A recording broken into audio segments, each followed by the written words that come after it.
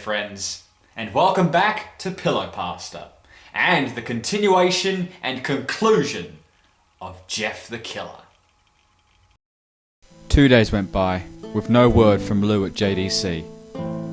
No friends to hang out with, nothing but sadness and guilt. That is until Saturday, when Jeff is awoken by his mother with a happy, sunshiny face. "Jeff, it's the day," she said, as she opened up the curtains and let light flood into the room. "What? What's today?" asked Jeff as he stirs awake. Today? Why, today is Christmas Day! "Why, it's Billy's party," she replied. Jeff was now fully awake. "Mum, you're joking, right? You don't expect me to go to some kid's party after..." There was a long pause. "Jeff, we both know what happened. I think this party could be the thing that brightens up the past few days. Now, get dressed." Jeff's mother walked out of the room and went downstairs to get ready herself. Jeff fought himself to get up. He picked out a random shirt and a pair of jeans and walked downstairs. He saw his mother and father all dressed up, his mother in a dress and his father in a suit. He thought, why would they ever wear such fancy clothes to a kid's party? "Son, is that all you're going to wear?" said Jeff's mum. "Better than wearing too much," he replied. His mother pushed down the urge to yell at him and hid it behind a smile. "Now, Jeff, we may be overdressed, but this is how you go if you want to make an impression," said his father. Jeff grunted and went back up to his room. This may be just my opinion, but wearing fancy clothes to a little kid's party is a bit like lighting a candle for your dinner at McDonald's. "I don't have any fancy clothes," he yelled downstairs. "Just pick out something," called his mother. Don't you dare look scruffy at little Billy's party, or we'll send your ass up to juvie with your brother!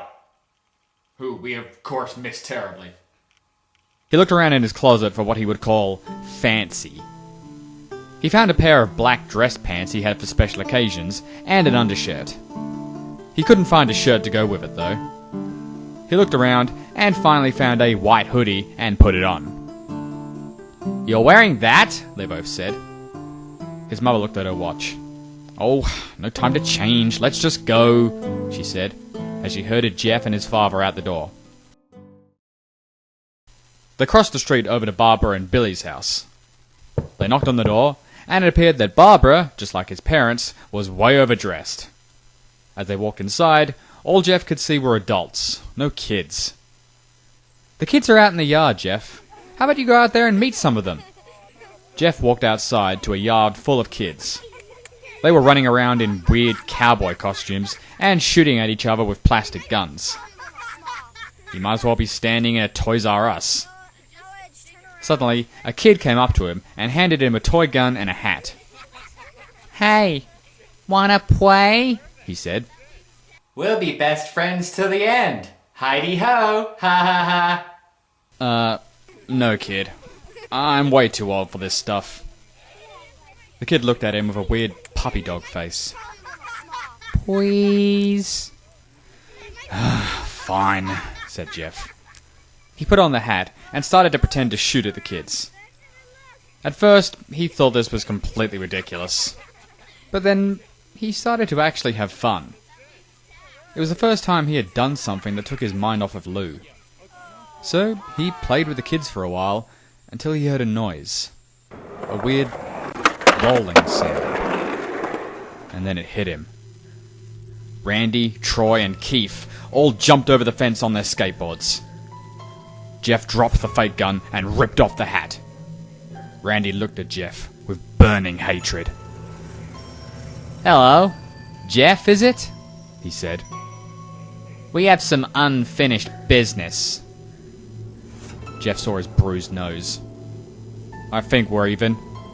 I beat the crap out of you, and you sent my brother to JDC.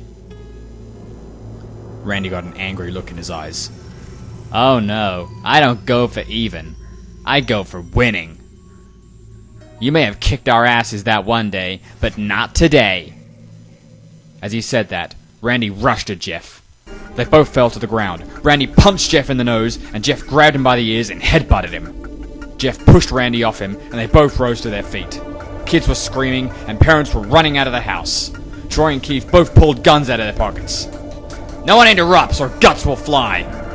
Normally I would question how a bunch of 12-year-olds got access to handguns, but then I just remind myself that this takes place in America. Then it all makes perfect sense. Randy pulled a knife on Jeff and stabbed it into his shoulder. Jeff screamed and fell to his knees. Randy started kicking him in the face, and after 3 kicks, Jeff grabs his foot and twists it, causing Randy to fall to the ground. Jeff stood up and walked towards the back door. Troy grabbed him. Need some help? He picks Jeff up by the back of his collar and throws him through the patio door. As Jeff tries to stand up, he's kicked down to the ground. Randy repeatedly starts kicking Jeff until he coughs up blood. Come on, Jeff, fight me! He picks Jeff up and throws him into the kitchen. Randy sees a bottle of vodka on the counter and smashes the glass over Jeff's head. Fight! He throws Jeff back into the living room. Meanwhile, the parents have gone to the other room and started discussing foreign politics. Come on, Jeff, look at me! Jeff glances up, his face riddled with blood. I was the one who got your brother sent to JDC. And now you're just gonna sit there and let him rot for a whole year? You should be ashamed. Jeff starts to get up. Oh, finally, you stand and fight! Jeff is now on his feet, blood and vodka on his face. Once again, he gets that strange feeling, the one in which he hasn't felt for a while. Finally, he's up, says Randy as he runs at Jeff. That's when it happens. Something inside Jeff snaps. His psyche is destroyed. All rational thinking is gone. All he can do is kill. He grabs Randy and pile drives him into the ground. He gets on top of him and punches him straight in the heart. The punch causes Randy's heart to stop. As Randy gasps for breath, Jeff hammers down onto him, punch after punch. Blood gushes from Randy's body until he takes one final breath and dies. Everyone is looking at Jeff now. The parents, the crying kids, even Troy and Keith. Although they easily break from their gaze and point their guns at Jeff. Jeff sees the guns trained on him and runs for the stairs. As he runs, Troy and Keith let out fire on him, each shot missing. Jeff runs up the stairs. He hears Troy and Keith follow up behind. As they let out their final rounds of bullets, Jeff ducks into the bathroom. He grabs the towel rack and rips it off the wall. Troy and Keith race in, knives ready. Troy swings his knife at Jeff, who backs away and bangs the towel rack into Troy's face. Troy goes down hard, and now all that's left is Keith. He's more agile than Troy though, and ducks when Jeff swings the towel rack. He dropped the knife and grabbed Jeff by the neck. He pushes him against the wall. A thing of bleach fell down on top of them from the top shelf. It burned both of them, and they both started to scream. Jeff wiped his eyes the best he could. He pulled back the towel rack and swung it straight into Keith's head. As he lay there, bleeding to death, he let out an ominous smile. You know, I'm starting to think that my decision not to add a counter every time the word ominous is said in this story was a bit of a missed opportunity. One day I'll learn to write jokes. One day. What's so funny? Asked Jeff. Well, clearly not me, as we've just proven. Keith pulled a lighter and switched it on. What's funny, he said, is that you're covered in bleach and alcohol. Jeff's eyes widened as Keith threw the lighter at him. As soon as the flame made contact with him, the flames ignited the alcohol in the vodka. While the alcohol burned him, the bleach bleached his skin. Jeff let out a terrible screech as he caught on fire. He tried to roll out the fire, but it was no use. The alcohol had made him into a walking inferno. He ran down the hall and fell down the stairs. Everyone started screaming as they saw Jeff, now a man on fire. So he turned into Denzel Washington? Jeff dropped to the ground, nearly dead. The last thing he saw was his mother and the other parents trying to extinguish the flames. That's when he passed out. When Jeff awoke, he had a cast wrapped around his face. He couldn't see anything, but he felt a cast on his shoulder as well, and stitches all over his body. And of course he's covered in third-degree burns. He's blind because the bleach got in his eyes. What's that? You're ignoring those? Okay, you're the author. He tried to stand up, but he realized that there was a tube in his arm, and when he tried to get up, it fell out, and a nurse rushed in. "I don't think you can get out of bed just yet," she said, as she put him back into bed and reinserted the tube. Jeff sat there, with no vision, no idea of what his surroundings were. Finally, after hours, he heard his mother. "Honey, are you okay?" she said. Jeff couldn't answer, though. His face was covered, and he was unable to speak. "Oh, honey, I have great news. After all the witnesses told the police that Randy confessed to trying to attack you, they decided to let Lou go." This made Jeff almost bolt up, stopping halfway, remembering the tube coming out of his arm. "He'll be out by tomorrow, and then you two will be able to be together again." Jeff's mother hugs Jeff and says her goodbyes. The next couple of weeks were those where Jeff was visited by his family. Then came the day where his bandages were to be removed. His family were all there to see it, what he would look like. As the doctors unwrapped the bandages from Jeff's face, everyone was on the edge of their seats. They waited until the last bandage holding the cover over his face was removed. "Let's hope for the best," said the doctor. He quickly pulls the cloth, letting the rest of it fall from Jeff's face. Jeff's mother screams at the sight of his face. Lou and Jeff's dad stared, awestruck, at his face. What? What happened to my face?" Mirror. Mirror! He rushed out of the bed and ran to the bathroom. He looked in the mirror and saw the cause of the distress. His face. It's horrible. His lips were burnt to a deep shade of red. His face turned into a pure white color. His hair singed from brown to black. He slowly put his hand to his face. It had a sort of leathery feel to it now. He looked back to his family, then back to the mirror. Jeff, said Lou. It's not that bad. Not that bad, said Jeff. It's perfect. His family were equally surprised.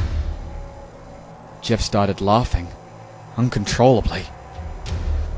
His parents noticed that his left eye and hand were twitching. Jeff, are you okay? Okay? I've never felt more happy.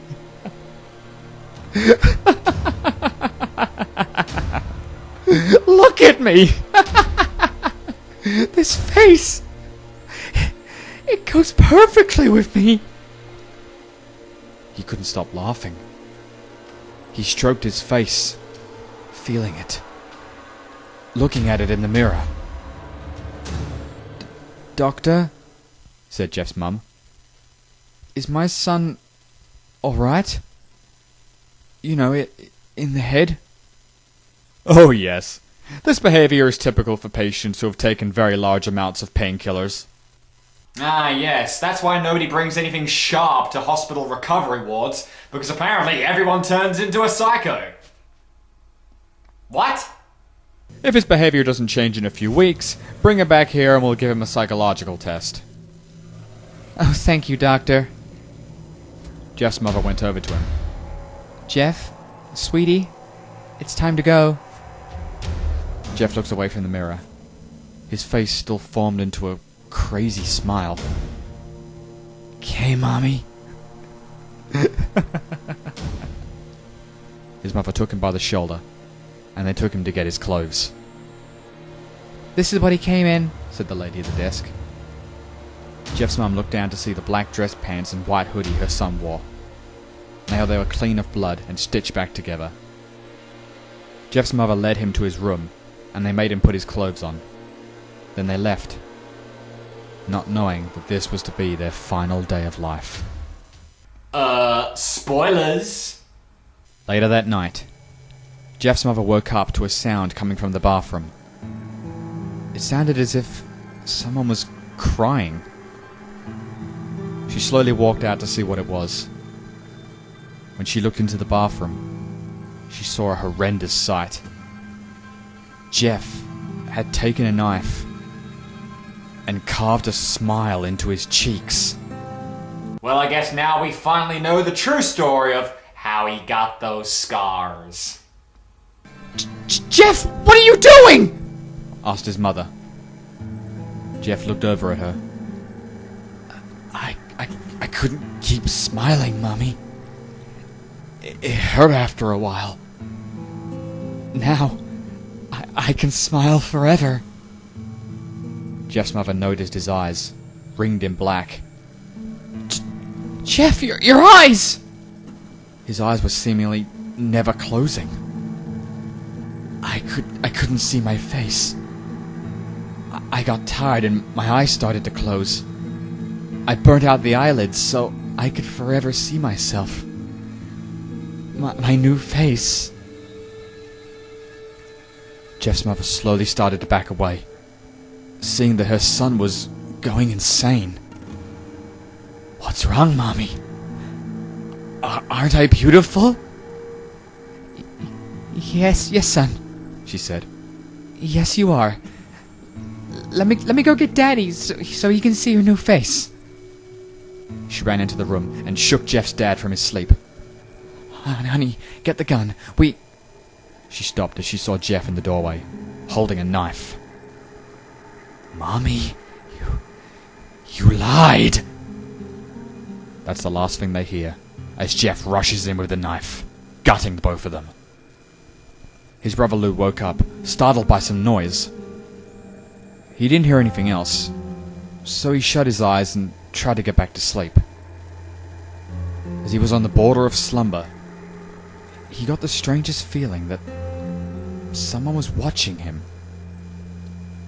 He looked up before Jeff's hand covered his mouth. He slowly raised the knife, ready to plunge it into Lou. Lou thrashed here and there, trying to escape Jeff's grip. Shh, said Jeff. Just go to sleep.